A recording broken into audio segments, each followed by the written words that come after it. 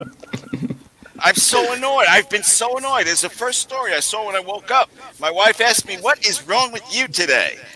I just said, Well, Fucking French. That's what you said, right? you know, well, to me, right, it puts fucking UEFA and FIFA in their place because they've got no right to issue all these deadlines saying you've got to get it done by this date or blah blah blah, and offering all these threats because they're just a bunch of wankers. It's got nothing to do with them.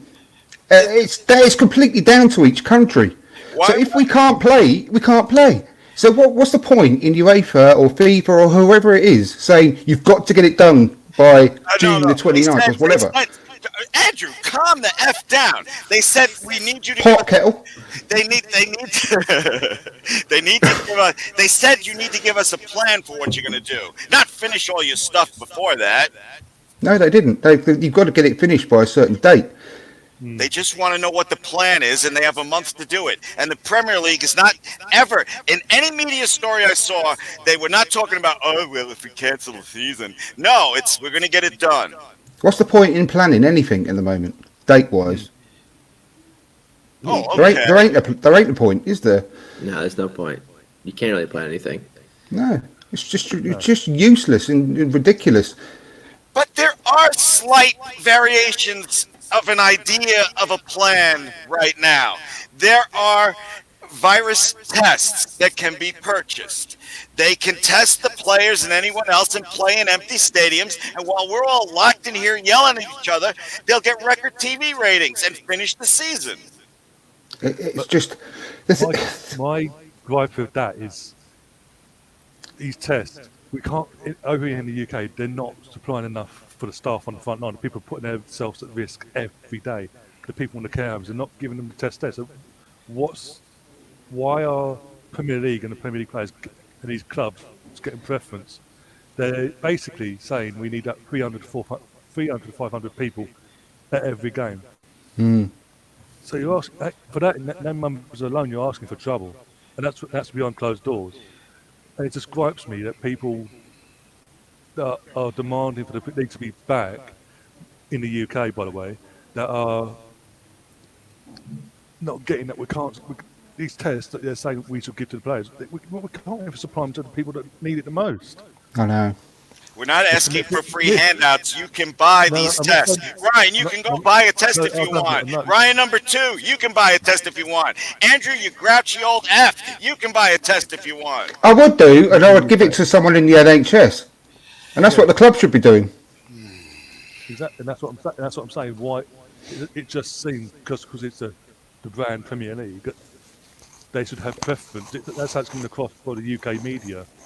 That basically they should have preference over everyone else. But that shouldn't be the case. All people are putting their lives on the line to save other people's lives. All right, I'm going to let Ryan, other Ryan, talk because I'm talking too much. Football comes secondary at the moment in terms of this. Our number over here in the UK, I don't know what you guys understand, but over here in the UK, the numbers aren't coming down because Monday to Friday, yeah, people are doing a lockdown. Saturday, Sunday, they're all going out in their droves, and it's fights. It's not getting any better. It just does my head in, and this is why football Premier League won't be finished because of idiots like that. Ryan, I'm waiting for you to say something because I just keep talking and I feel bad. No, I don't know. I don't really have much input on this whole situation. Do you? All right, forget everything else for a second. So you guys agree with France throwing in the towel on April 29th? It's nothing to do with football. It's the president of France has said we cannot have any sport, full stop, before September the 1st. So they've got no choice.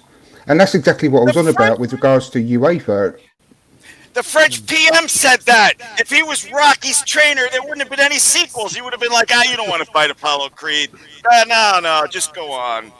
Dating that girl from the vet store. Give me a break. I'm looking up something. Go ahead. You guys talk. I'm really annoyed.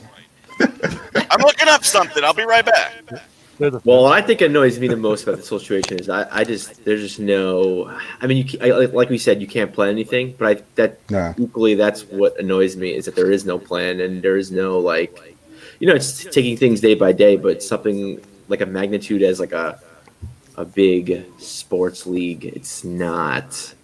something. I mean, it's something you can take day by day, but you need to have some kind of plan. You need to have something, in the works as to a contingency plan, a plan B if, the season gets canceled, as far as, and I think especially with Arsenal fans in particular, we're more impatient because we want to know, oh, hey, can we make Champions League? Because in certain situations, if the season gets canceled, we make Champions League. So I think it's a little bit of that too. So I don't know. I just want to see this situation solved, obviously. I mean, I don't want to go on much about it, to be honest. But. We shall fight in the fields. I love this. We shall fight in the video. hills. It's long. We shall never surrender. Unless you're the French PM. To be fair, Glenn, when the whole virus started, they told you want to shave your head, you want to shave your beard, that can hold the virus onto it. And French have been known to be very hairy, so I think French women are known to be very hairy. Well, French men too. No, I don't know. I don't know many French men, but maybe. They got nothing on my wife. Oh no, they're fucking hell. Anyway, how do you fancy a very short music quiz? What? Music? Yeah. Depends what kind of music. Yeah. It's not. I'm going to play you some music, and the first one to tell me who it is that's actually producing this music or singing this music wins the point. I think I've only got 3 or 4 of them. Yeah. Fine, you're the host. Good. Right, track number 1. Hope you can hear it okay.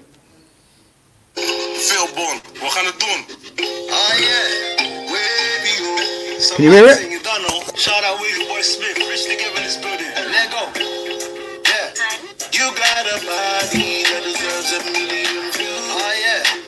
And I need your body because I can't stop thinking of you. Oh my God, somebody press it so I can stop listening to this. No ideas, no?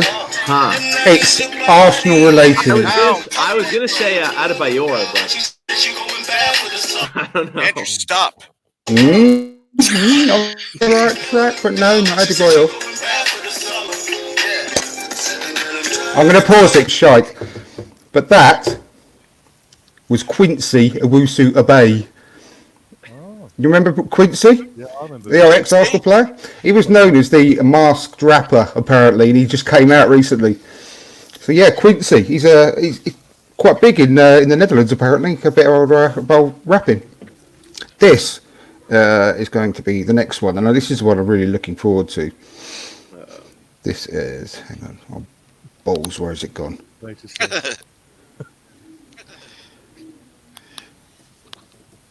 Here we are. Right.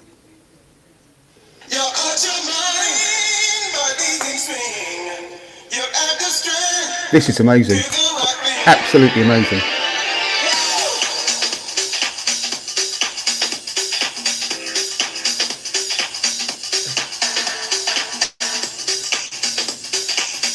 I'm going to play most of this because it's awesome. No, you're not. Sure, hang on, let's go.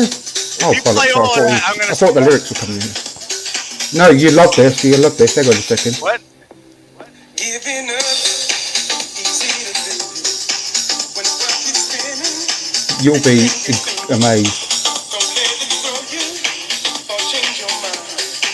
You may not get Just wait till it gets to the chorus. Andrew, what are you doing? No, shut up, shut up! how can we try? But the commitment's high. You're going to love this one. This is what quarantine does to podcasters. Give it a... Come on, get to the fucking chorus. Here we are.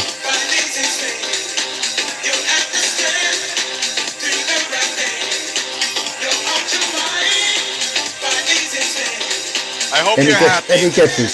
Any guesses? I can see. I know this is definitely wrong, but I can totally see Olivier Giroud singing this song. with like underwear models in the background, and him just twirling around, no shirt off. No, it's earlier than Olivier Giroud. How earlier? I'm thinking French. I'm thinking the guy. This is French. the 90s. Oh, blimey. Is the guy French? Am I right with that? No. Oh, okay. No, he's I have not. no idea then. Something in a French accent. This is going to literally blow your mind. On your death certificate, it's going to have reason for death, mind blown. No, mine's going to say reason for death, Andrew playing music on YouTube. That was Ian Wright. 1993, Ian Wright, Do the Right Thing, it was called. He's actually got quite a good voice. You've got to admit that, haven't you, old Ian? Yeah, not bad. Not bad at all. But I literally could not believe that Ian Wright had a song in the charts. A song in the charts. It was. I think it actually charted. I can't remember what position. There's two more left, right? I'm going to save the funniest one till last. Oh my God. I know. This one. Get £10 Oh, hang on. free when Fucking you join advert. 32red.com, where Oh, you're the big okay. deal. Right.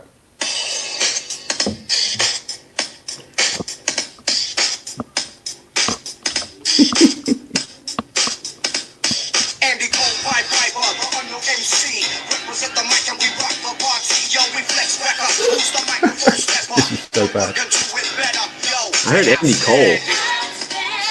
Yes, Andy Cole. Andy fucking Cole. No, 1992. Jeez. That is so embarrassing.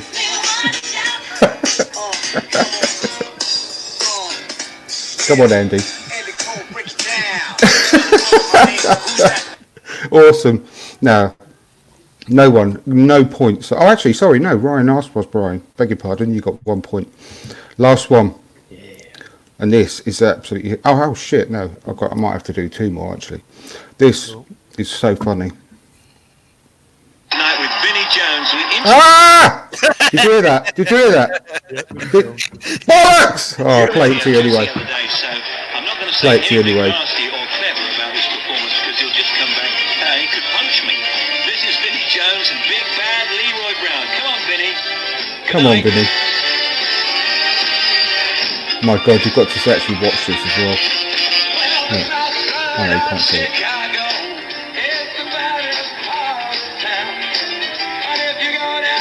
Fucking Vinnie Jones. This is actually on Top of the Pops.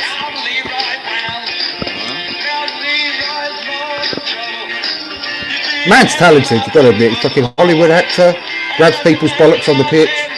Singer.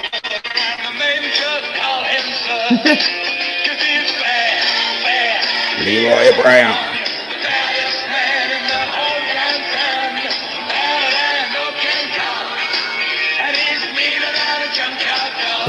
Thanks, Vinny. That's great. Right, I'll do this one. Last one. What? Oh, look, fucking advert again. Shut up, Glenn. You've only got 30. You've only got like 5 minutes or so anyway. Listen to this.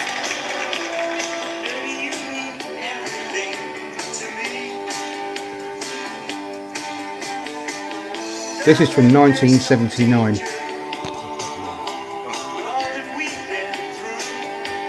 God.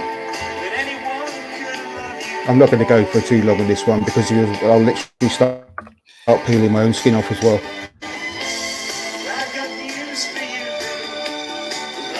This are the sweet dulcet tones of Kevin Keegan. And he has got the biggest pair of white flares you've ever seen in your life. It is literally the worst video. It's called Head Over Heels in Love. Kevin Keegan, 1979. Absolutely dreadful. You've got to have a look at the YouTube video for that and look at his hair, look at his clothes, everything. And I can't believe he ever shows his face in public, to be perfectly honest. Well, that was good fun. Thanks for taking part, Glenn. What? I feel like I'm at a sleepover or something right now, listening to your albums. No. Okay, so. Go on then. Go on then. What have you seen on Twitter? All I see on Twitter. Made you All I see on either, Twitter. well, in your case, Glenn, rant, or anyone else, laugh. All I see on Twitter is people losing their stuff over transfer rumors that aren't going to happen. No one's going to be spending 50, 60, $100 million. But that doesn't stop people from freaking out anyway. That's the UK fan base for you. You know, and it's just like... I've got a bit of a concern about it all. Sorry, Glenn, go on. No, I was just going to say that, you know, the media knows how susceptible Arsenal fans are to those stories, and they'll get their clicks, so they're just making stuff up. You see, what worry I've got is with regards to the rich clubs. I think that they're going to be pulling even further ahead of everyone else after all this. And I don't think that it will... the transfer market will crash as much as we think it's going to, because all it was going to take is one of these clubs, PSG, Man City, maybe Newcastle now, or Chelsea, to just go out and buy one player for a stupid amount, and there we go. That's all it will take. And if they go and buy, I don't know, a player from Juventus or something for 50 million quid, then that again is going to set the tone for players of that level across Europe again. And I see there we go. And I see a majority of swap deals. That's what I see. For everyone else, we'll be picking up the scraps. I can't see anyone. They're going to be circling like vultures, and they're going to be picking off the best players from clubs that desperately need the money. And I was really hopeful that it might bring some kind of reality back to the transfer market and wages, but I thinking about it more and more, I can't see it personally. I think it's going to carry on as it was. I have yet to speak to a person from the UK that agrees with me that it's going to be mostly swap deals. Ryan, Mr. Arsenal. The last couple of weeks, I can actually agree with you. Based on the last couple of weeks, I can actually agree with what you're saying, because when you've got clubs like Liverpool, Tottenham, Premier League clubs that have got loads of money, multi-millionaire owners that have took fucking bonuses on the day they're trying to furlough their staff, non-paying staff. So yeah, I can see literally only swap deals happen, because basically you can't try and furlough your non-playing staff and then spend multi-million pounds on wages left, right, and centre. That's not on. And it does my head in when Liverpool Spurs tried it. No surprise, because what the Spurs are. Liverpool, again, I was surprised because of the area of what Liverpool are. They hate our government for reasons I'm not going to go into, because we'll here all night.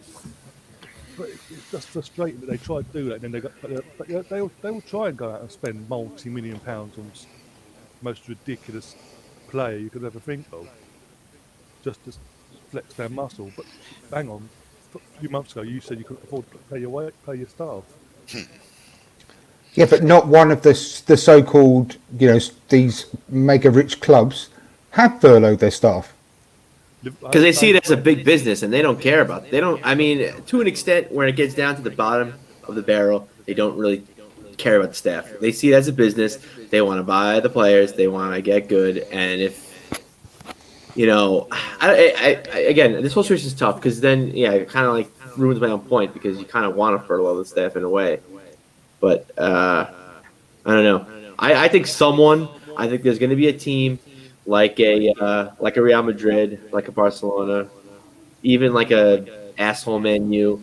They'll spend 80 million on a Maguire and call it a day.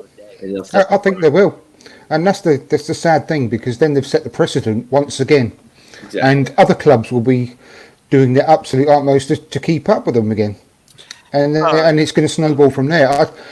Man City, and I know you're on about, Ryan, that Liverpool went to furlough their staff. I wasn't really including Liverpool in this sort of scenario. I'll just say examples.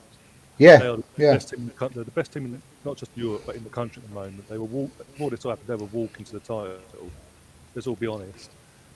They are, and they're playing the best football in Europe. Let's be honest about that. In the sense of they actually had a blueprint of what they wanted, and they're week in, week out getting the results. But this is the team that recently announced they're in massive for profits, left, right, and centre. And then the state they're trying to try to furlough stuff. And in their backtrack statement, they basically said if it weren't for the ex-players, they would have continued trying to furlough the staff to the government. And that, again, disgusts me because, again, as you said, they're multi-million-pound millionaires, these owners. They can afford to pay for their staff and still have enough money to, I don't know, buy your players that you need. I acknowledge it's a valid argument that you're making about the super rich clubs perhaps having the money to do that when everyone else doesn't. But not knowing how much they're losing in TV revenue and other things, I can't agree with you. If you tell me they still can do it even with all the losses because of the virus, then I could agree with your point. But I'm just looking at massive losses for every club, and now you're going to justify to, that you can spend $100 million on a player. I'm not justifying it at all. What I'm saying is absolutely disgusting that they tried doing that, and unlike everyone else, like Liverpool and Tottenham, like Arsenal, and Southampton and other clubs, actually discussed all the options and actually approached their players and their staff. Would they take pay cuts? And the majority of them have. Well, Southampton for 3 months. We've done the thing for a year. But then for Newcastle, Liverpool, Spurs, and the other clubs that tried it, that wasn't even a second thought. It was literally just go to the government for handouts, and for that they shouldn't be allowed to do any transfers.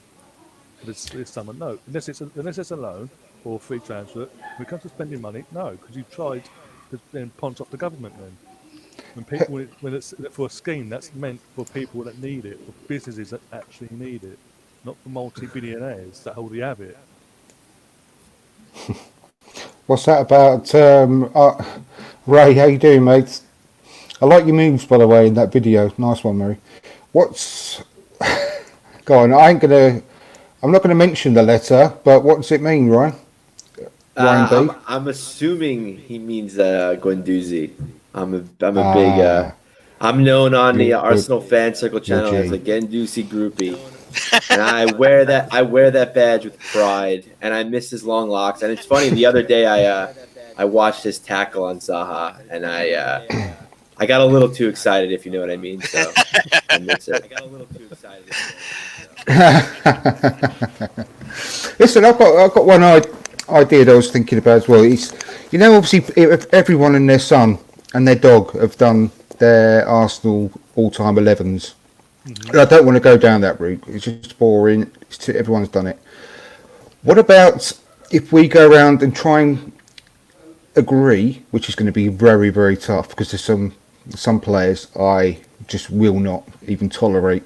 But if we go around and do our favourite 11 all-time players that have never played for Arsenal, but players that we've admired, that players that we really shouldn't like maybe sometimes, but we really wouldn't have minded seeing them in an Arsenal shirt. Can I just quick ask Ryan Arspro a question? Because Guendouzi is a fascinating player to me, and I see his potential, and I love it. Yeah.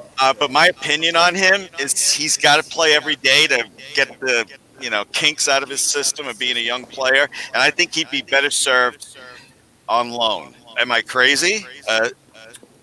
I wouldn't say you're crazy. If I wasn't so tied to him, I would probably suggest that maybe send him to I don't want to say Everton, but like a Crystal Palace, Bournemouth, like middle table team. That'd be cool. But I think Crystal Palace. Imagine him in the same exactly. squad as Zaha. That's probably why it was in my head. But I don't know. It's rough because I love him so much and I want him to play for us. But I 100% agree with you. I think he needs the playing time. But I also, in contrast to that, I think Arteta is gonna work his kinks out like fucking a magician, like Harry Houdini. And I'm willing to take a year or two more as opposed to loaning him out and maybe be done quicker. But yeah, I needed some perspective. I thought I was a little crazy. Thank you, Ryan. No, not crazy. Right. So what should we have a go? Should we try and do it? Don't start with me. I have to think about it. Oh, Are we should going by start from the position or goalkeeper? just like As all is- together? tr- Oh, yeah. All together. All Okay, together. good. Should we say the Premier League years? Just to Yeah. make it a bit Oh, narrower. they have to be the yeah? Premier League? Mm, I don't know if any of my players are. where shall we? Let's do. Yeah. Let's set the. Let's set the. No. Let's say the Premier League years, but they don't have to have come from the Premier League. Yeah. All right. 92 to now, basically. Yeah. Goalkeeper. It's a really tough one because there's a couple that I have really liked. Do you want me to go first? Because I already know mine without even thinking. Go on. about Well, it. let's have some goalkeeping suggestions. See if we can come to some kind of agreement on if we all like someone. Well, mine is newer, 100%. Like it's not even like an afterthought. The guy won me a fucking World Cup. I will bend at the knee and do some things. He's best. I mean, Oblak's playing good. I respect him in Atletico, but whew, newer man can't say anything good about him. Anything not bad about him. See, I really like Buffon. As all my suggestions. I think he's just got the class. It was just absolutely. I don't know. He was just so calm. He reminded me of the Italian David Seaman in the way that he was so calm. You know, nothing stressed him, and he just seemed like he could just pluck things out the air when he was at his best. I really did like him. I finally agree with you in this show, Andrew. Jesus Christ! Are you sure you're feeling well, old man? I think Quarantine so. has taken its toll on Glenn. I did like Casillas as well, but he was very short. No massive thing, but it was against him. But I really did like Buffon, and at one stage we were very close to signing him in his latter part of his career. Yeah, 2006 when it all kicked off over in Italy over the match fit. Yeah, exactly. We were really strongly linked with him, weren't we? And I was well up for that at the time. Can you think of anyone else, Glenn? No, I was waiting to hear Ryan's choice. I had a few. We just mentioned him from Andrew Buffon, just because that's what he said. My other ones were Edwin van der Sar. Yeah. It's a good choice. He looked like a stretched out pixie, though. I hate. I don't want to stress this enough. How much I hate Man U. So do I. Hate. See, Man that's U. why. I love Edwin van der Sar. Peter Schmeichel was probably the best goalkeeper I've ever seen. Yeah. But I could. There's absolutely no way I could choose him because he's just a cunt. No, I can't choose. I can't choose any Man U player. Fuck that. No. Well, there is one. We might. No, we wouldn't get to him. But I love Dwight York. Oh no. Oh, God. Yeah. Well, I love him, but like before I really got into like Premier League, A little bit of sick just came up in my mouth. What? A little bit of sick just came up in my mouth. Oh. It's like my guilty pleasure that I hide behind closed doors. I'd rather carry on listening to Andy Cole rapping, to be perfectly honest. That's okay. He's ex-Arsenal, so that's okay. Sorry, who was your other ones, Roy? You said Van der Sar. It was Van der Sar, Buffon, and who was the other one? I can't remember his name now. It'll come. No love for Neuer. I'm a little upset. Atletico's goalkeeper, Oblak. Yeah, Oblak, yeah. You know who I don't like about Neuer, though? He's, Gotta go, guys. I gotta go. I'm very sorry. Bye. Bloody hell, it's like Mr. Ben. Well, you won't know that one, Ryan, so that reference. But no, the thing I don't like about Neuer is that he's the one that recently said that he's got, who was it, Ter Stegen, who was probably playing better than him. I don't know if it was earlier this season or last season or something, and Neuer said that, he just threatened, said you can't pick him, basically. If you pick him, then I'll never play for you ever again. Something along those lines, do you remember? Really fucking arrogant. Which is fine, top players need to be arrogant, but fucking, he was actually dictating to the manager. Yeah. Yogi Löw. But yeah. He might have won the World Cup, but let's not forget 4 years later, him and the rest of that team bottled it and defended the World Cup, so let's not even go there. I know. That put me off him. I don't like that. It's just fucking... Yeah. I'm also not a big Ter Stegen fan, so when I read that, I was like, that's fine. I don't think he's... It's like tough because he's very camouflaged in that Barcelona team, so... Also, there's a good shout in the comments by Oliver Kahn. Yeah? Yeah, he was excellent as well. He was very... Yeah, I was actually quite scared of him. He had that look, didn't he? It's just like you never would mess with him. He was very, very good as well. And I hate to say it again. I'm it's gonna be terrible. I'm gonna keep bringing menu players. For like a year or two, because you brought it when you said scared you. Another play that scared me, De Gea. For those 2 seasons, he literally won them the game against us. What was it? They beat us like 4-3. He won them the game. Like he made like 16 saves against us. Something he set some record. Yeah. Now he's trash, but back at for 2 years, like that sweet spot, De Gea was scary. I'd have to say my vote definitely would go for Buffon, personally, but I'm happy to go with something else if you like. But I don't know. I just don't think any of the ones we've spoken about, from me, just is only purely my opinion, were any better than him. Good evening, Gunner 19923 as well. Thanks for watching, mate. Happy. Let's go on to left back because. God. Was only one for me. For me, it would have to be. It'd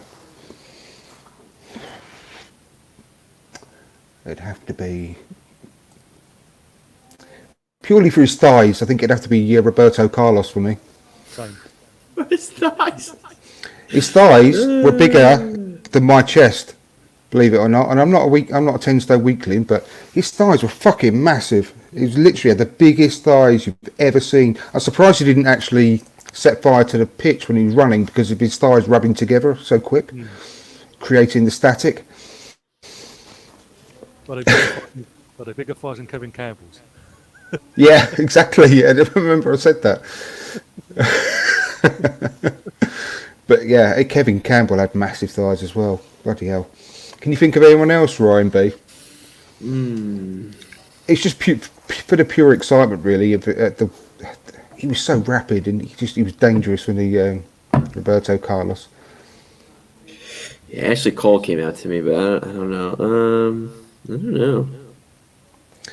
Yes, Ray. I definitely remember that Confederation Cup free kick. Was it the Confederation Cup? No, it was that tournament at Wembley, wasn't it? It was the something Shield, was it? Or Along them lines, yeah. I think that's England actually won that tournament. Le Tournoi, that's it. Le Tournoi. Can you think of anyone else, Ryan B? Paolo Maldini, AC Milan, he was good. But that's like, yeah, but was it even considered? I was going to put him as a centre back. Back personally, but because him, Paolo Maldini, and Franco Baresi were the 2 best defenders I've ever seen in my life, I think, personally. But I also, and I couldn't choose him because he's a Man United player, but Jaap Stam at his best. My God, he was incredible. Yeah, I can't believe he was incredible. No, I know. It's just mental. I was listening to a podcast earlier, and I think it was the Quickly Kevin Will He Score? Don't know if you ever heard that. It's absolutely amazing. It's a really good podcast. But I think they mentioned Jaap Stam going, and one of them said, yeah, and he'd actually just bought an oven as well. he goes, he was really surprised that Alex Ferguson sold him, and he goes, yeah, he was really surprised. He just bought an oven and everything. So made me laugh anyway. Right. But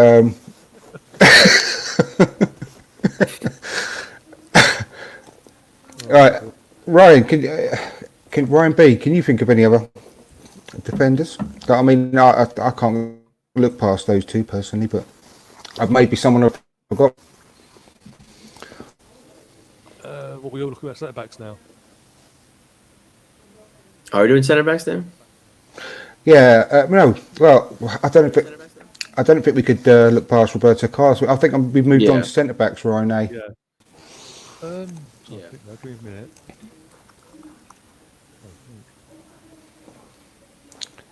Steve Staunton, Ray said, yeah.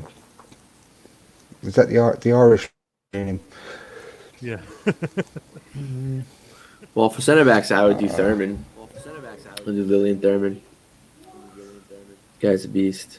Who's say again? Sorry. Thurman on the Thuram, whatever, the French guy from fucking Juventus in Barcelona. Lillian Thurman. Am I not saying his name right? I'm terrible pronouncing names. Thuram, Lillian Thuram. Yeah, that would be it. Yeah, there you go. Point A. I can't pronounce shit. Yeah. Let's say Thurman. Yeah, he was very good actually. He was a very good player. Didn't he actually play right back as well? I think he did. I think for France, yeah, he played a little bit of right back. Yeah. Yeah. Yeah, I think he did. He could be our right back, but he was a very good player as well. Yeah, I can't think of a right back, so maybe he could be right back. Would you consider Sergio Ramos? No, I don't think so. Because he's more of an American football player than an actual football player. I fucking hate that cunt. You hate him, but that's someone you'd want in your team to have that. Yeah, but I know, but I don't even hate him in a way that I hate Robbie Savage. You know, I just like, you know, I don't. It's a good. I mean, his record speaks for itself. I mean, he's a really good player, but he can't displace Maldini and Baresi for me. But what about Nesta? I don't know. Nesta? Is that what you Nesta's a really good player. Nesta too. Yeah. Nesta's a very good player. Yeah, we could have him instead of Baresi if you like, or Maldini. But Maldini's just he's a living legend, isn't he? He's incredible. Was it Maldini? His son's now in the academy at AC Milan as well. Yeah, he's an attacking midfielder, isn't he? Number 10. But I mean, long history with the Maldini family and all that. I mean, with Maldini as well, I'm strictly heterosexual, but you could just fall in love with those eyes as well, can't you? Only slightly. It's just like diving into a big deep lake. What about across the midfield then? I don't know which very good. I don't know which one you play 4-3-3 probably be best, wouldn't it? What do you go first for midfielders? Because there's a few that I can think of, but I might have to put a Man United player in there as well because. Fuck. I know. I thought the first one that came to my head was a Man United player, but I'm not saying it. Is it the Man United? What is it? The Man United player I'm thinking of? The Irishman, the bad man. No, not for me. No. In fact, there's one player that I could do. He did play in the Premier League, early Premier League. John Barnes. He was a player that I feared more than anyone. I think in the earlier years, he was such a great player. It's so dangerous, and I hated playing against Liverpool because obviously they were so good, but John Barnes was just on another level at that time. I don't know whether he'll make the final cut, but he had to get an honourable mention. The Man United player I was thinking of, and I hate admitting it, but I just think he's absolutely brilliant. But it's Paul Scholes for me. Yeah, that's who I was thinking of too. But it just makes me feel a bit sick and nauseous just thinking about putting a Man United player in. But That's why I didn't say his name. I don't want to do that. No. I know. I just don't know whether he. Let's put him on the shelf just for 1 second if we can come up with any other people. But he was such a good player. You have to admit. Zinedine Zidane. It's so weird. I was Yeah. literally just thinking that too. Yeah. Zidane, yeah. Zidane and Michael. I can't say his name either. Makaleli. Makaleli. Yeah. Yeah. Makaleli's I'm an thinking of both of them. excellent player. Yeah. Makaleli was fantastic. I mean, obviously they're so good. They named a position after him, didn't they? Zidane, yeah, he was something different, wasn't he? He was amazing. We were blessed. We were so fucking lucky, you know, having the team that we did in the mid noughties. I mean, early to mid noughties. We're some of the best players. Oh my God! Yes, when you do right. actually listen to the other, a lot of people's Philip all-time Lahm, right 11s. back. That's what we need to change that right back to Philip Lahm. I should be. You broke whipped. up then. Sorry, I missed that. I should be whipped to a pole. I Philip Lahm right back for sure. At least for me. I don't know why. I Yeah. Oh, fuck. Yeah. Well, would you have him over to Ram? Yeah. Well, I would put him as Okay. a center back. So, but I don't know. My defense is all over the place usually. If it was up to me, I'd pick all Germans. So I'm probably the worst person for this. You can't have David Hasselhoff up front, you know, as well. Why you? That's what I was gonna do. I was gonna finger gun the camera and do it. I was like, I already had it pre-planned. He was gonna be my number 10. Kit, I need you. Come on, there must be other midfielders that we preferred, so we don't have to have Paul Scholes. Ronaldinho. Yeah. I was going to have him as one of the front three. Yeah.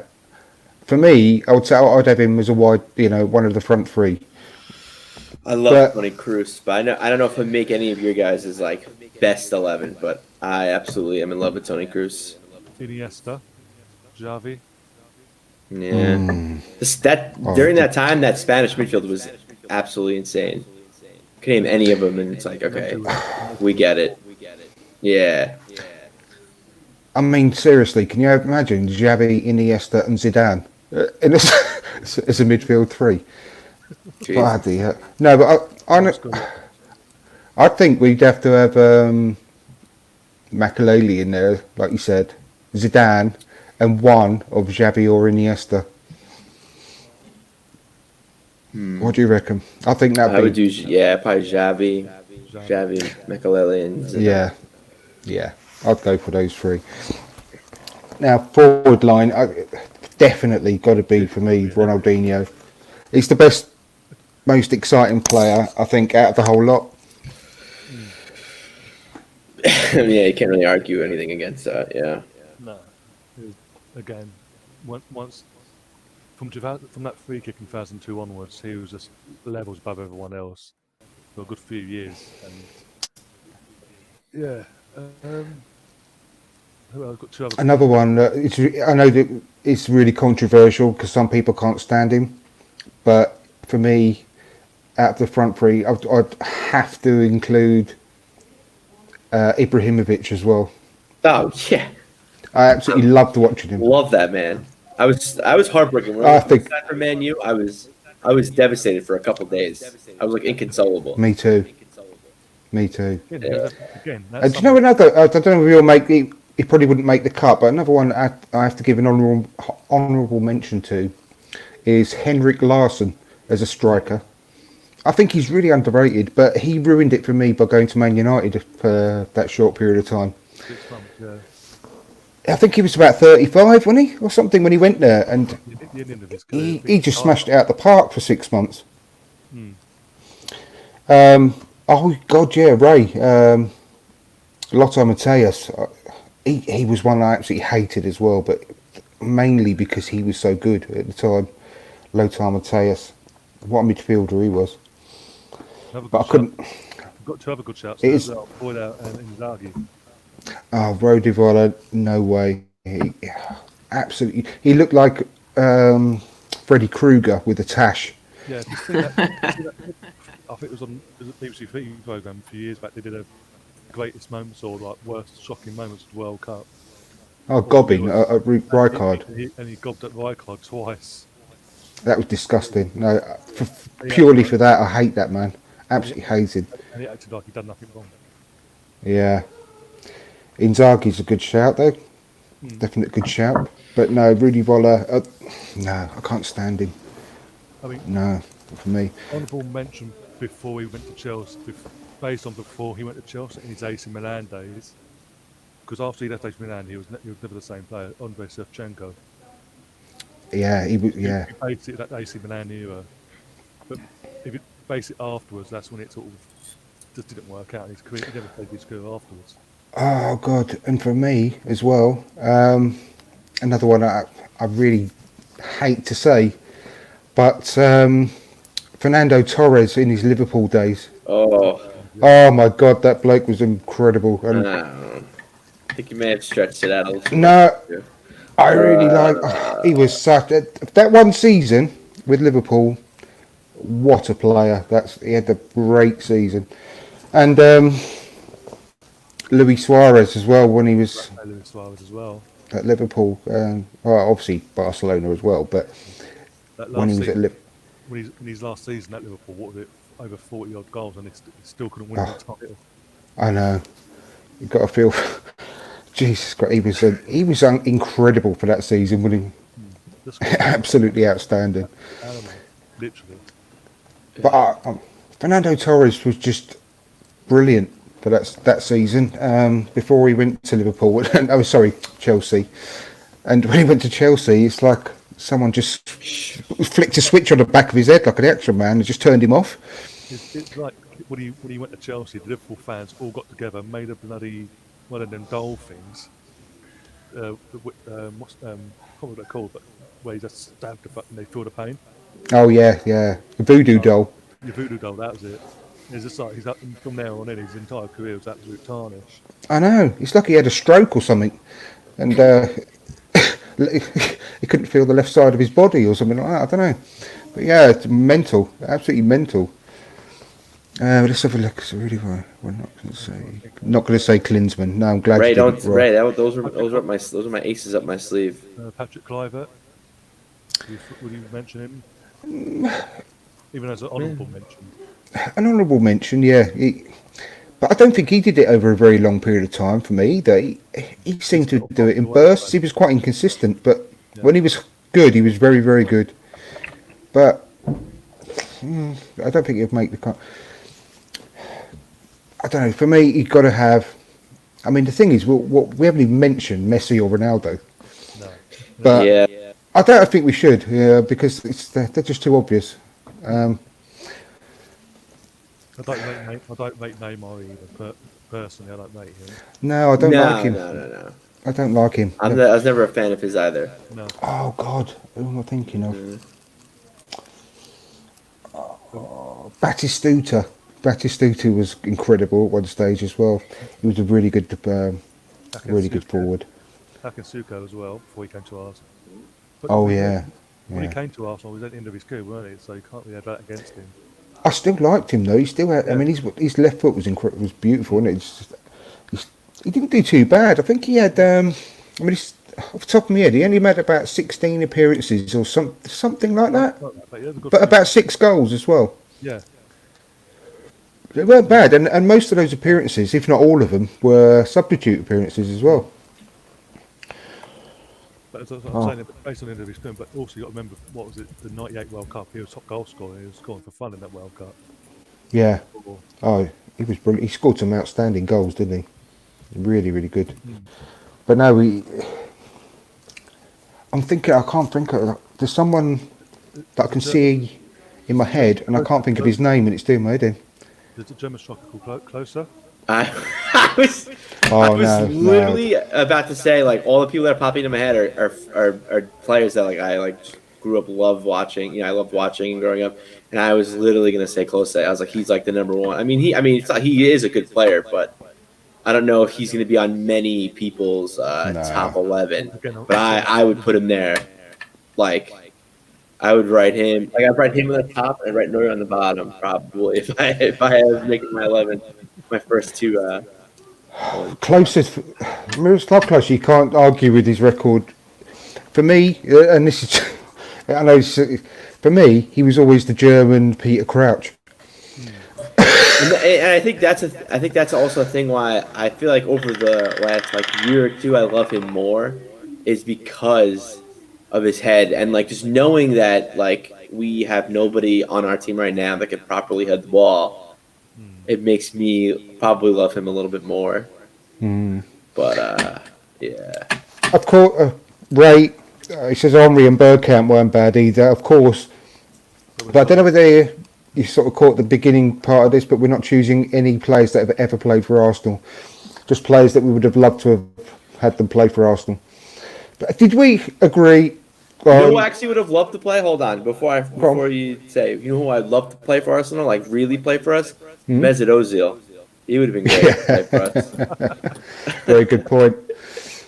Very good point. But I think, did we all agree with Ibrahimovic and Ronaldinho? Yeah. Yeah. I don't want to put Ronaldinho there, but yeah, you have to. You have to. I know people hate Ibrahimovic. I love that guy. I think he's fantastic. And he scores goals that no one else has scored. You know, just some of the stuff he does is just mad, isn't it? I think we're missing one striker. And I mean, so many to choose from, but it's just I'm not saying that I'd consider him for the team, but another honourable mention, just for a short period of time, really. Jimmy Floyd Hasselbank, I hated facing him. I hated more than anyone in the world Didier Drogba, but I hated Arsenal playing against him. To be fair, he was only shitty. He's only really good against us. I feel like against everyone else, he was still like good, but I feel like he just. I just loathe and despise that man. I just, I hope he gets like a fly burrow under his skin, lay some eggs, and not just all these maggots start eating him from the inside out. Jesus That's what I want. Someone we haven't mentioned so far, the original Ronaldo from Brazil. Yeah, he's the best striker probably ever, isn't he? Really. And I didn't know whether, because if we had Ronaldinho, but that shouldn't hold him. But we have to really. He was just a phenomenon, wasn't he? And if he hadn't had the injury problems, then he would sort of. I don't think anyone would mention Pele. I think everyone would just talk about him. And also, you can argue the case looking back. If he back in France '98, that final, if there wasn't such, is he injured? Is he not injured? Has he had a seizure? Has he not had a seizure? If he'd played that match, you could argue Brazil could have won that final. Oh, easy. Yeah. Whatever happened that day with Ronaldo affected the entire squad, and France just tore them apart. He was just absolutely lethal. Absolutely lethal. Yeah, I mean, I think that's that front three. I mean, pretty not a bad team, really. Let's see if we can remember what we had, which is probably going to be quite difficult. Got Buffon in goal. Left back, Roberto Carlos. Oh, God, yeah, Stan. No, actually, no, we can't include that, Stan, because he was before the Premier League years, and we had to make a cut-off somewhere, so... Although they didn't have to play in the Premier League, it's within the Premier League. That'd be for another team, pre-Premier League. Yeah, definitely. I could do that and all. But yeah, we had Buffon, Roberto Carlos. Did we go for Nestor, I think, in the end? And Maldini at centre-back? Lahm right back? I don't even know. Yeah. Midfield, Xavi. Who did we go for? Zidane and Makelele. That's it, yeah. And then we've just got front three. What is Ronaldinho, Ibrahimovic, and Ronaldo, Brazilian Ronaldo. I think that team will probably win the Champions League quite comfortably. Jeez. I mean, there's loads that we sort of had to give honourable mentions to as well. It's crazy. Yeah, crazy to think of the people we haven't, like people we haven't even named. That's like how. Oh, this is an interesting. Who would be the manager? Ooh. Again, fuck. That's a difficult one, isn't it? The obvious choices are obviously Pep, Sir Alex, early Arsene. But I don't know. There's quite. There's no out and out. You could say that. My only two nominations would be Klopp and Jurgen Low, 2 Germans. Do you know what? Sorry, right? Do you know what though? I have to keep. Oh no, no. There's only one for me actually that I love the guy. Yeah, Bobby Robson. I loved him. Yeah. I have to say I really did actually like Terry Venables back in the day, but he managed to spud, so he said no. But Bobby Robson, what a guy. Wherever he went, he got the best out of him, no matter what club he was at. Newcastle, when he went there, they were in a dive, an absolute shitstorm basically, and he just turned it like that. Just turned it around, got players playing for the club, and got them competing. In the sense of getting them European football every season till the end of his career. Ipswich, just look at his record at Ipswich and what he actually did. Yeah. I mean that's just. Oh, and there's another one. Brian Clough. Was he in the Premier League era?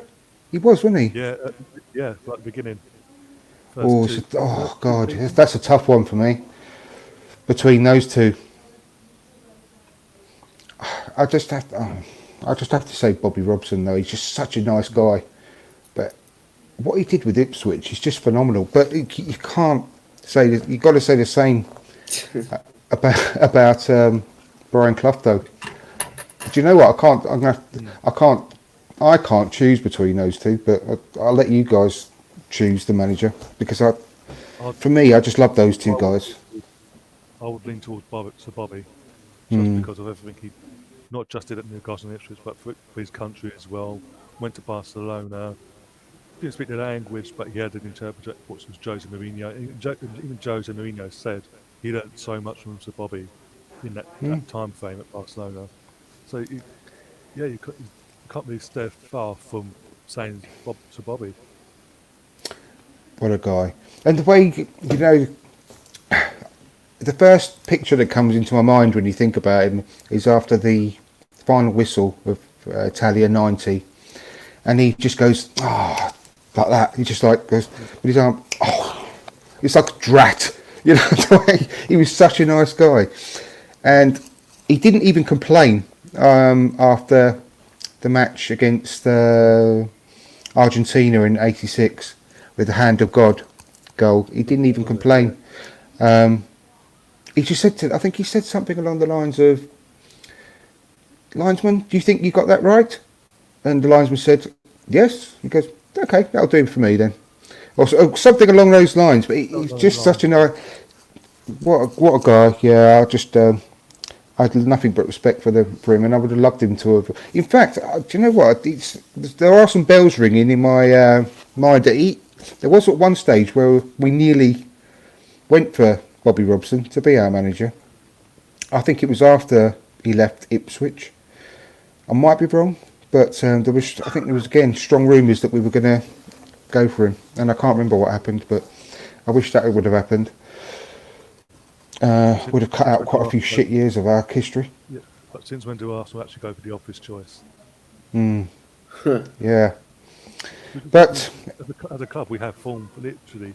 George Graham was at Millwall, managing Millwall when we hired him. Arsenal, no one had heard of. Bruce Rio, of course, was at Bolton for crying out loud. The one that should not be named previously was that doesn't exist. And yeah, he's still playing. He's doing my head in as well amongst all this because his little snips coming out about him complaining. It's like, shut up. And obviously now Arteta, who was second fiddle to Pep at Man City, we never go for this article. We always go for someone unknown that no one knows about. I'm thinking about. I was thinking about changing the name of the podcast as well. Quite seriously, there was two. I had one in my mind. I was going to call it the Poisoned Lasagna, but recently, another name came to mind as well after that bloke you've just spoken about, Ryan. I can't say his name. And I've got another another option, which is the White Witch.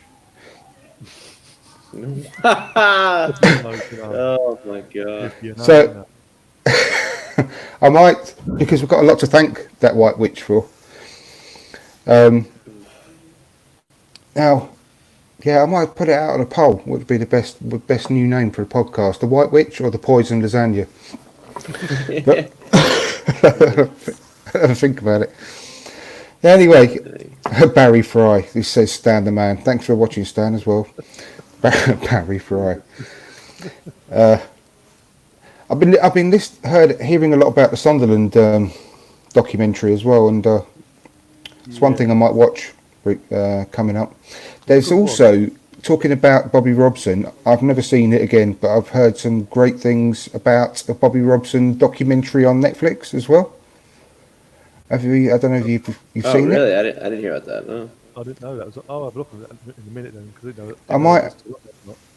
Yeah, in fact, I'm feeling quite inspired. I might actually go and try and find that now, because I've watched the Sunderland one, and yeah, it's good. It's good watching, but also it opens your eyes to how badly run that club is, even now under the new owners. They haven't lost a clue what they're doing. They really don't. They make Stan look good. I was listening to the Quickly Kevin podcast earlier, and they were talking about the Sunderland documentary from the late 90s when Peter Reid was the manager. And it sounds incredible. It sounds something that we should watch as well, because it's the stuff that, honestly, Peter Reid strutting around like he's and he's got the club literally in the palm of his hand, because at the time he had taken them up. He got Man City, who was obviously dog shit at the time, to finish 5th in the league, and he went down. He joined Sunderland and got them promoted from League 2 at the time, Championship as it is now, and took Sunderland back down again, but then got them back up again. And they finished about 7th or something, higher than they've ever finished before in their history before. And at the time, everyone was like treating him like he was Pep Guardiola, Peter Reid. And it just sounds incredible, that documentary. I might have to dig that one out as well. Apparently, it's on YouTube somewhere. Another one on Netflix is the new season of Ricky Gervais' Afterlife. Don't know that one. It's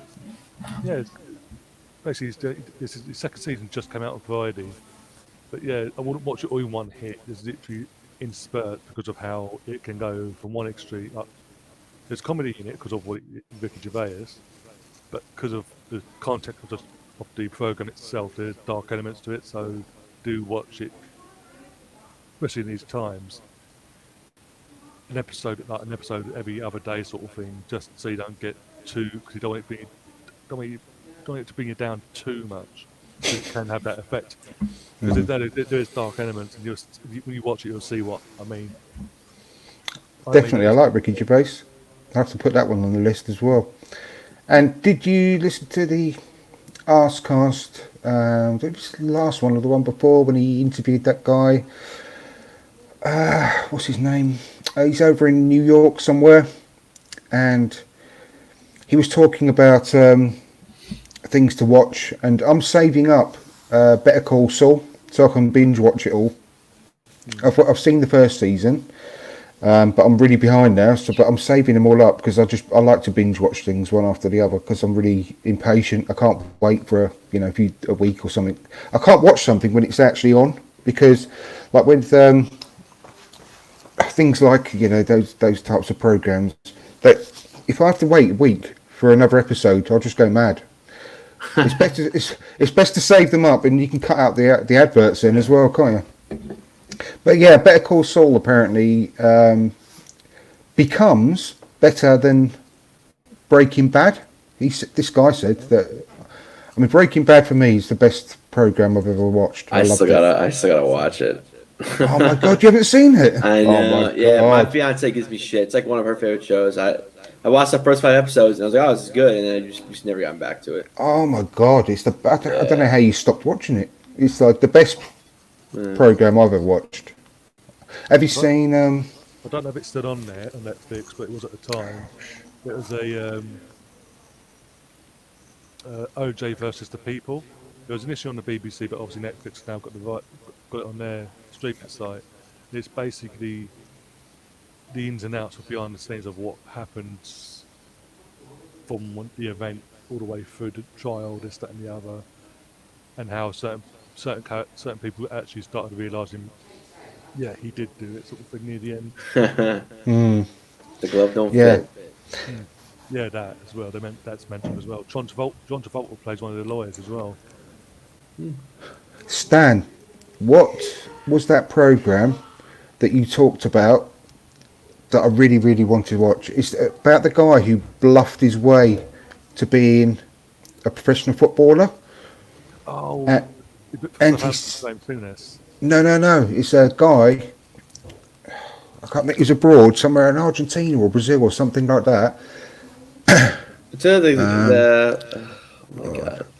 What was it? And he basically never played a match, but got paid at several clubs.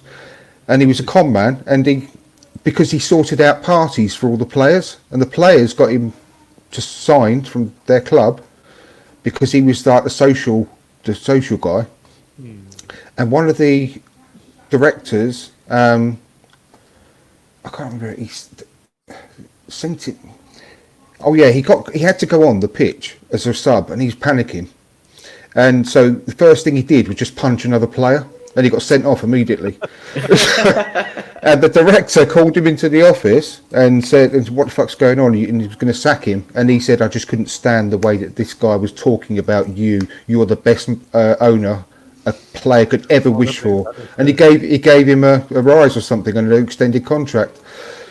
Instead, what was it, Stan? A Kaiser. Thank you, Rowan. Thank you. Thanks for watching, Rowan.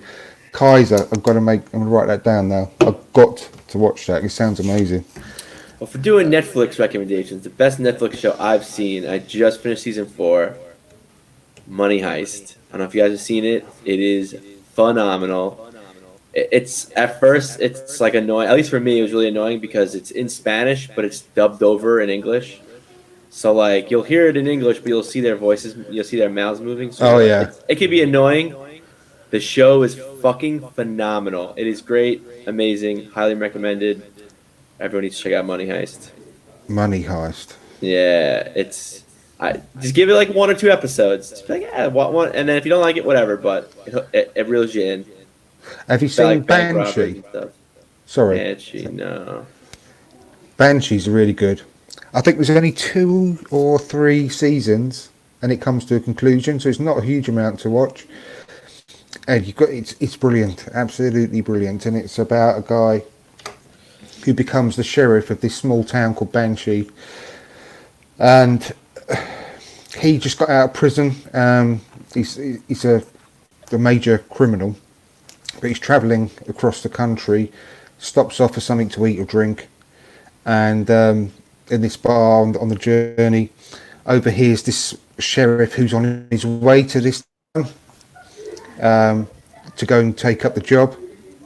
And anyway, I won't give too much away, but he ends up, this sheriff that's on his way got killed, and he takes his identity, turns up at this town, and he becomes the sheriff. And yeah, it's just fantastic. You've got this major criminal in charge of the town, and because his identity with this dead man who this town had never met, he takes his name and becomes the sheriff. It's fantastic. And there's a family of what are they called? The Mormons, I think they are. They live on they're basically self-sufficient, live on the land. Is that what they are in America? Mormons? I can't remember. That strange cult of of people anyway, and they're part of the town, and the leader of that family is a fucking nutcase, like an absolute fucking nutcase. I recommend it. It's a good watch. Not too much to catch up on. So many shows. Some of the comments. Kaiser, the greatest footballer to never play football. That's what it's called. Definitely got to watch that. That sounds. I gotta watch that. Wait, that's on Netflix. I believe so. Yeah. I gotta watch it. That sounds really. I believe so. I think that's what Stan said. Hell on Wheels.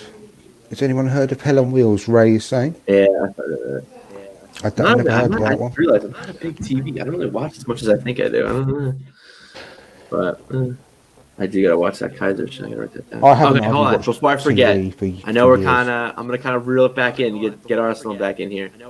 Did anybody see the interview with Xhaka? I think it was today or yesterday, where he says that both sides overreacted over the whole him getting sent off and stuff, or not sent off when he subbed off and flipped off the fans. Haven't seen or heard that. No. Oh yeah. Haven't seen it. He wants to put the whole situation behind him, and he says both sides, like as in him and the fans, overreacted. And yeah, well, it's true, isn't it? Nah, I don't know. I think I hate him, so I don't think they overreacted at all. He needs to fucking get out of the goddamn club. I think that's what he needs to do. They didn't overreact to what he did, but they overreacted to the fact that he got subbed. But that was it. I mean, to be fair, we were losing the game, and he's walking off. He's walking off the pitch. Like, I don't really know how that's. I don't really know how. Like, I don't know. It's not really an overreaction, but. It's on Amazon Prime, apparently, called The Stand. Yeah, I saw. Yeah, I gotta look. I do have Amazon Prime, so I'm definitely gonna check that show out. He better. What do you mean? Yeah, what do you mean soon, Ray? He needs to. Now I'm getting worked up again. Like I just got done watching Arsenal. They need to be out of this club. He needs to be out of this club like tomorrow. We need to sell him. Get rid of him. I know we're probably not gonna get Partey, but I know we're not gonna get him. Whatever. My hopes, but whatever. Just get rid of Xhaka. I don't care if we get him or not. It's just fucking. Is it just me, or does the rest of the earlier this season? And if you think back to like the Watford game where we were 2-0 up at half time, blew the 2-0 lead in the second half. How long ago does that feel? Seriously, it feels like our last game feels like 2 or 3 years ago. That's what it feels like to me. It doesn't feel like this season. Well, this season. Seriously, it's this season. I can't get my head around that, honestly. And do you know what? The other day, it was only about a couple of days ago, I actually started to forget who was actually in our current squad. That's how bad it is. I mean, it's just mental, isn't it? I had to start thinking, actually, who have we got? I couldn't think of our defenders, I think it was. It's just mad. It's just like, football has to come back soon. It's just mad, but I just can't see how it's going to. And do you know what we'll talk, just very briefly, going on about, because we'll finish up soon, but we're talking about how the season's going to sort of go forward and stuff. But I can't see any other way than avoiding the season personally, because if they play behind closed doors now, it's not the same level playing field as what's gone on before. No. So how fair is that, really?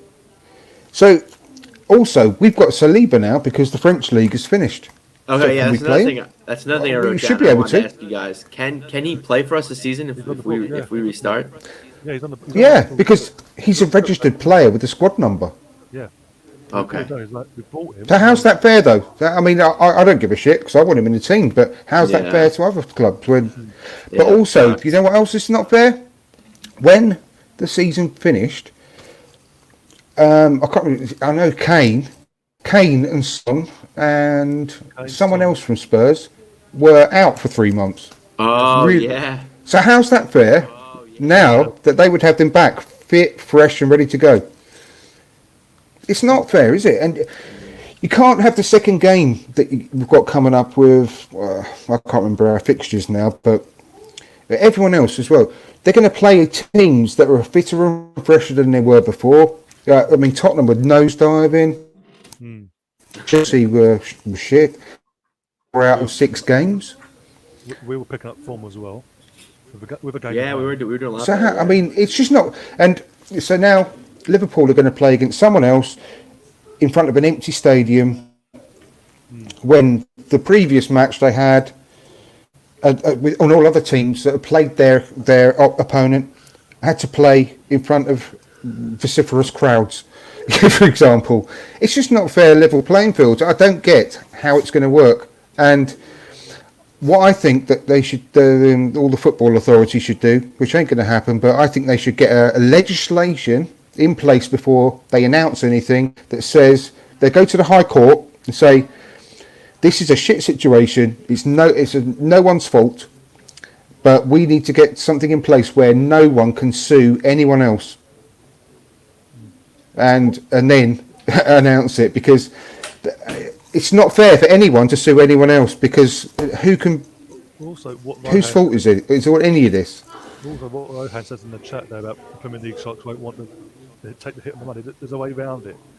Between the Premier League and UEFA, go back and forth and have it in place that the 3 o'clock games, there's no blackout, that TV channels can show any game they want at the 3 o'clock games, interactive or whatever. The money they'll make back on that, because then that's an exclusive thing for a season. Then, so they really do something like that instead of actually just going, we want our money back. You'll make more money doing it.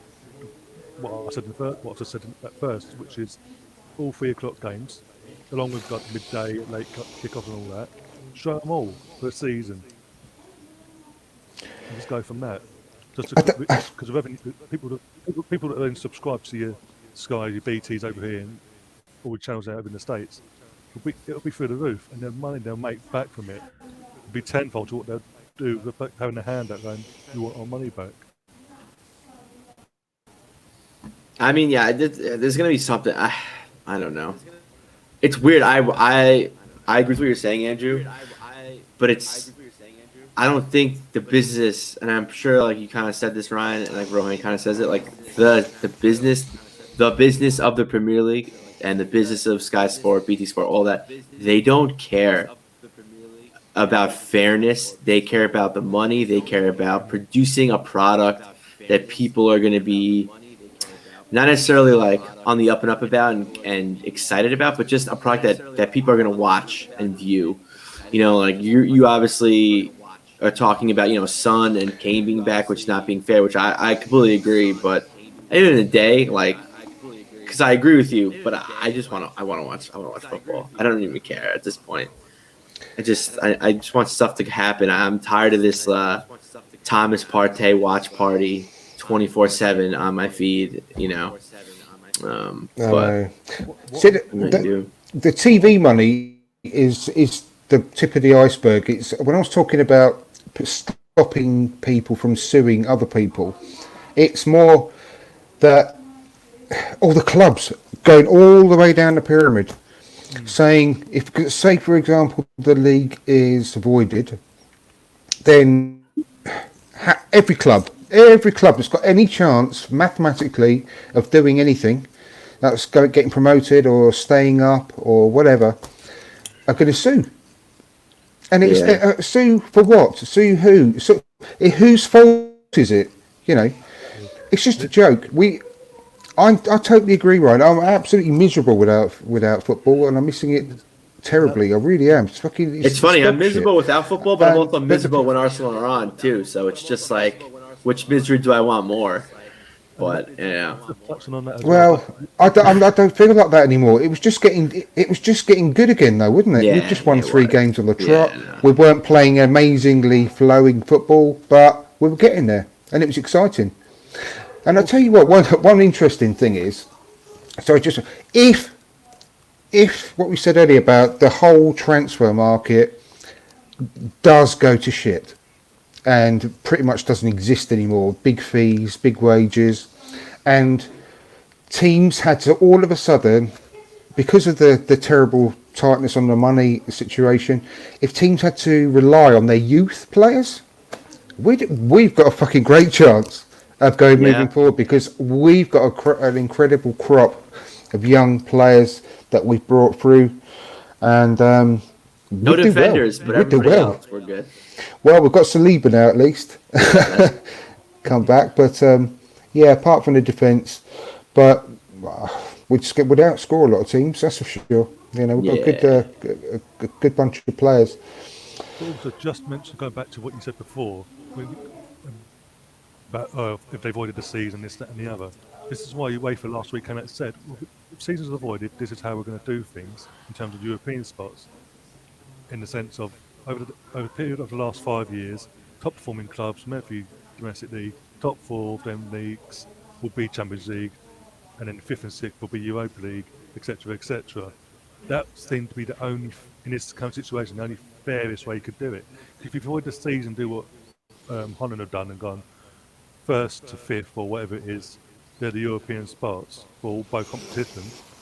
Because of how close it is with us over in England, we've got us with a game in hand, Tottenham, Wolves, Sheffield United, Man United, Leicester, Chelsea, all fighting for their 3rd and 4th spots respectively, and then Europa League spots, etc. Doing what UEFA said was saying last week, that seems the fairest way, because that's been basing it on actual form over the last few years and on merit, basically. Where again, because we've got games in hand, as it stands, because the season hasn't been voided, we've got a game in hand. Sheffield United have got a game in hand. I mean, I think Liverpool and City, I think one of them two have got a game in hand, a couple games in hand. So it's a joke. It's like Rowan has said, sue for what? It's an act of God, force majeure, so no one has breached. Everyone has to be put back in a position like it hadn't happened. Yeah. Exactly, Rowan. But then you listen to other podcasts. That complete prick, Peter Ridsdale, who used to run Leeds United. He now runs Preston North End. He was on the BBC podcast today, and he said, we're 6th. We've got a chance of getting a promotion. We played 37 games out of 46. So under no circumstances can the season be written off, because those 37 games would be for nothing. The fans would have paid all this money for nothing, blah, blah, blah. It can't happen like that. So if the season got voided, clubs will start taking legal action and against the leagues. And it just this is what I want to avoid at all costs, because it's ridiculous. Absolutely ridiculous. And at times like these, I even feel sorry for fucking insurance companies, and that's saying something, because I hate them and all. They can go to fucking hell. But they're getting sued. They're having to pay out insurance for what? You know, whose fault is this? Exactly. Why should people claim off anyone else? It's not their fault either. Exactly. All this is shown is the clubs don't care about the fans. All they care about is money in their pockets. That's it. This is we knew it before, but this is now ramming it home. It's the worst part of society, and I hate it. You know, no one will be happy regardless of whatever is chosen. So I just think that it would just be, practically, it'd just be best to scrap what's ever happened this season and start the new season in August. Just forget it, you know, and get everyone prepared and everyone ready. Yeah. It just makes sense, but it ain't going to happen. And people are just going to start throwing the toys out the pram, suing each other, and it's just going to be a complete mess, you know. And I'll tell you what, if it goes into a European Super League, that's going to really fuck me off, because I just don't want. If Arsenal join the European Super League, I just can't say that I'm going to have any interest in football ever again. You know, that's going to piss me off. But that's not football to me. No. You know, how can fans be expected? Football is for the fans. It's for your local community. How can you expect fans to just treat away games all across Europe? It's just a joke. Who's going to be able to afford that? So that won't be Arsenal. It will cease to be Arsenal for me if that happens. And I ain't going to support anyone else. I can't. So what am I going to do then? You know, I just don't know. I just hope it don't go down that route. But all sort of signposts lead to that eventually for me, and I'm just dreading it. I really am. Well, dreading it. They've been saying that about that league for what, 15 or about 10, 15 years now. Oh, more than that, I think. You know, Yeah. I can remember it being spoken about in the 90s easily.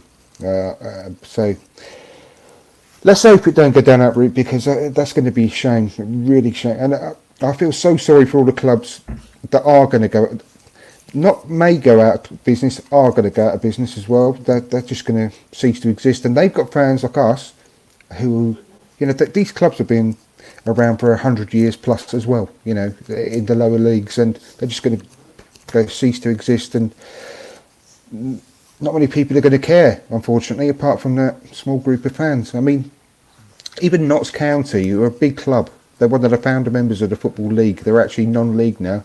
They're in a conference. And they still get 5,000 fans a week, every game. That just shows you the depth of professional football in this country. And unfortunately, I can see a massive percentage of clubs going out of business. It's very, very sad. Really makes me sad. And all people are worrying about is, oh no, you know, we should have finished, we've got a chance of finishing fourth or fifth. It's just, and they're just going to start suing the leagues, and it's horrible. I hate that part of society. You know, who knows what's going to happen anyway. What I think they should do, if we were to void the season, and they weren't going to take UEFA's advice, like void the season, but then when it comes to like European spots, act like the season never happened. But with European spots, base it on last season's results. So we finished fifth, so these band stays in place, we get put into. I like it, Ryan. Let's do it. We're doing it that way. Exactly, and then you'll start getting, oh, Leicester City, oh, we were having a really good season, blah blah. I'm sorry, they could say that, but when we're in an unprecedented time, this has never happened. I know. So everyone should think like that. That's what I'm talking about. But they ain't going to, are they, Ryan? No, but they won't. They need to suck it up and go again next season and prove a point. Prove it wasn't a one-off then. This season that being in third wasn't a one-off. They won't do that because they know. Arsenal, exactly. Yeah. You beat all web clubs, Sheffield United they'll strengthen. And then, you know, if just say this takeover. I know we need to wrap up. It's going to go on too long, but just say this takeover of Newcastle goes through quickly now. There's nothing stopping them from appointing the best manager in the world. They could go and get Pep, for example, because we've all seen that list of how rich these people are. So they'll pay him whatever. Apparently, top guy on their list is Pochettino. So they'll get whoever they want. Get whoever they want. Yeah, how's that fair then for the rest of the season? To everyone else restarting. Oh, they haven't got Steve Bruce no more. They've got fucking God knows in charge. It's just that was better, Pochettino. It's making a mockery of it all, though, isn't it? So, I don't know what to. I just want at the end of the day, I just want answers. Like this whole ring around the rosy bullshit. I want something to get solved, whether I like it or not. Is at this point, I don't even care. I just want something to happen. I know. I don't know if you've seen one. There's on Twitter today, certain journalists are saying players are now. They don't want the season to restart at the moment because they are scared they might contract this virus. It might actually kill them. I mean, the last couple of days we've learned Lenz Lehmann contracted this virus. But thankfully, he's recovered from it and all that.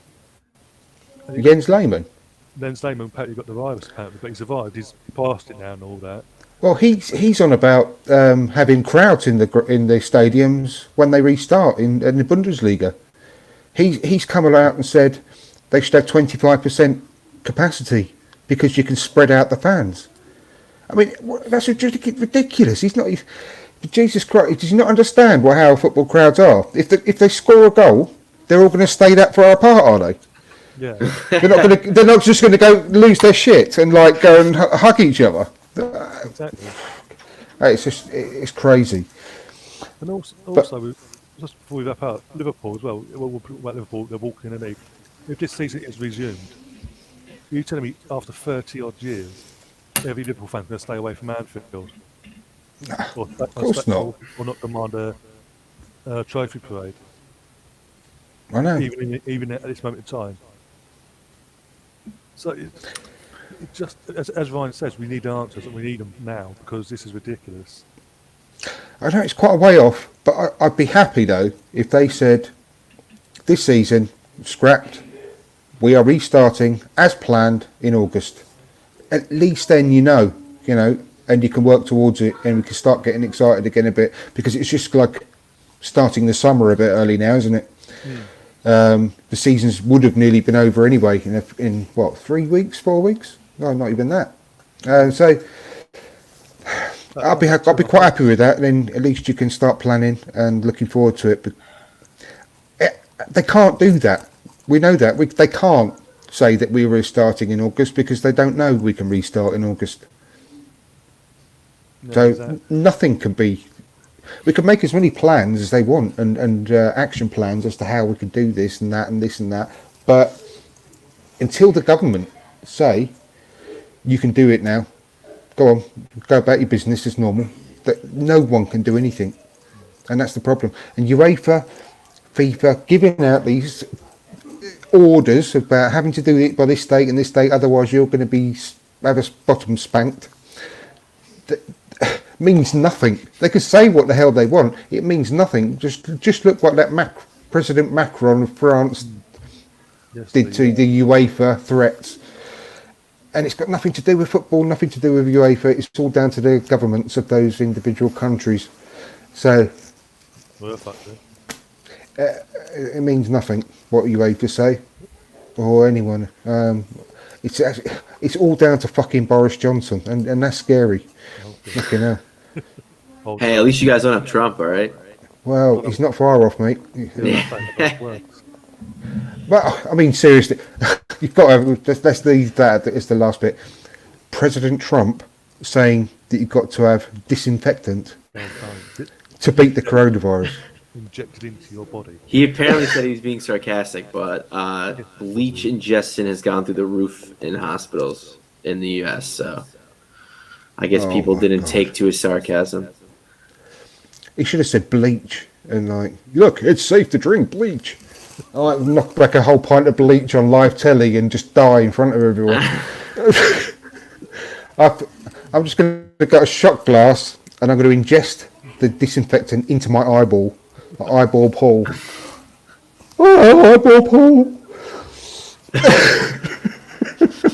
Oh boy. Anyway, we'll leave it there, shall we?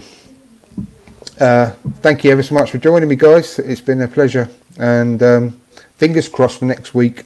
Should be good fun having Arseblog on and Adrian Clark. Fingers crossed. Just hope nothing goes wrong. But it's been good to be back, and yeah, I'm really glad you joined me tonight. Thank you to Glenn as well.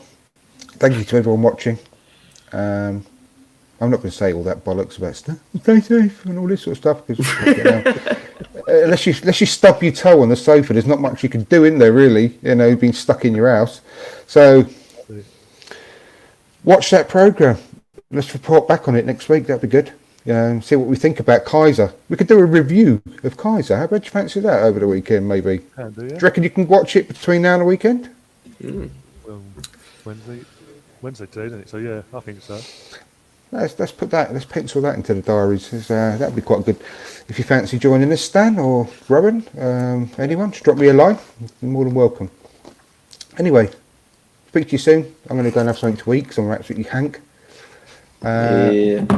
Take care. Bye bye. Say goodbye, everyone. Bye. Bye.